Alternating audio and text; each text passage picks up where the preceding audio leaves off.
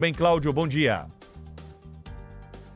Olá, Pedro Campos, tudo bem? Muito bom dia a todos. Eu trago como destaque hoje aqui, o que aconteceu ontem lá no Supremo Tribunal Federal, na sessão da CPMI, que investiga aquele roubo bilionário aos aposentados e pensionistas do INSS. Mais uma vez, o Supremo Tribunal Federal conseguiu impedir ou dificultar muito a vida, o trabalho dos parlamentares que integram a CPMI, que investiga, afinal de contas, algo muito grave que aconteceu no nosso país, mas há aparentemente um grande esforço de diversos segmentos políticos para colocar panos quentes nessa história toda, né?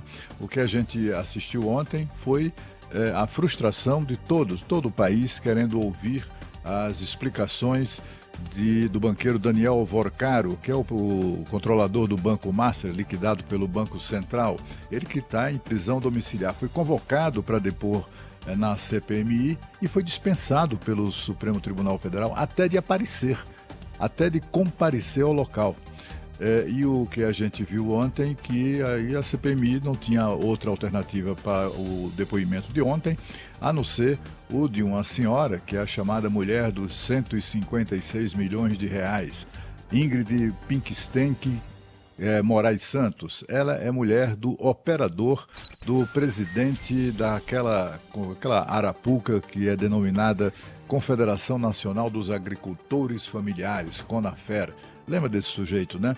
Ele apareceu para depor na CPMI no ano passado com as mãos pintadas de azul. Era um ritual indígena de proteção, mas não adiantou nada, viu? Bom, o fato é que esse camarada mentiu tanto na CPMI que chegou a ouvir voz de prisão, pagou fiança e foi liberado. Mas dias depois, o ministro André Mendonça, do Supremo Tribunal Federal, onde ele é relator exatamente desse escândalo do roubo aos aposentados, decretou a prisão desse presidente da CONAFER, Carlos Roberto Ferreira Lopes. E ele simplesmente escapou, fugiu. Desde novembro do ano passado, aparentemente, Carlos Roberto Ferreira Lopes dá um baile na Polícia Federal. Coisas muito estranhas vêm acontecendo mesmo no nosso país, né? A gente precisa lembrar o nome do marido dessa senhora que foi convocada para depor ontem, Cícero Marcelino de Souza Santos. Ele é o operador, era o operador desse presidente da CONAFER. Ele pegava aquele dinheiro e lavava, e usava a mulher dele para lavar esse dinheiro, colocando coisas no nome dela, passando tudo por ela, etc. e tal. Ontem ela disse que não sabia de nada disso, é claro que usufruía de tanto dinheiro, né? Mas disse que não sabia nada disso e colocou toda a culpa, toda a responsabilidade no marido. Disse que ele traiu a confiança dela, etc. e tal, mas a história não colou muito, né? O relator da CPMI, o deputado Alfredo Gaspar, perguntou, inclusive, vem cá, a senhora está dizendo isso, mas a senhora se separou dele? Não, né?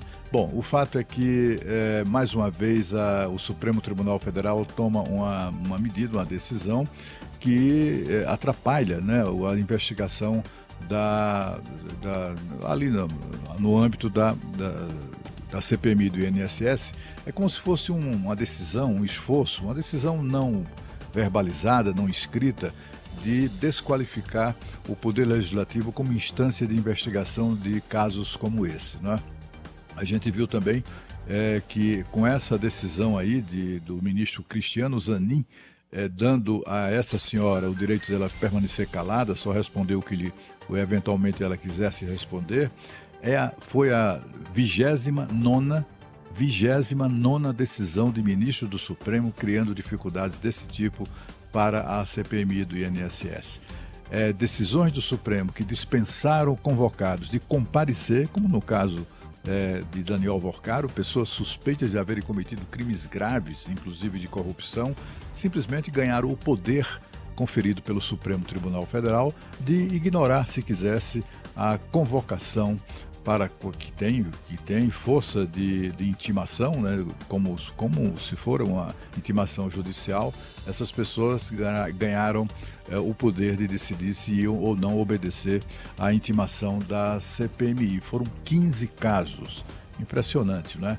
Tudo isso, afinal de contas, não vai adiantar muito, né? Porque, afinal de contas, depois de uma depois daquela decisão do ministro Dias Toffoli, quando era relator do escândalo do Master, de censurar, de impedir que fossem entregues à CPMI tudo aquilo que fosse produto da quebra de sigilo de Daniel Vorcário e do Banco Master, decretado pela própria CPMI, o atual relator, que é o ministro André Mendonça, liberou tudo, mandou entregar tudo à CPMI. A CPMI, portanto, agora tem acesso total.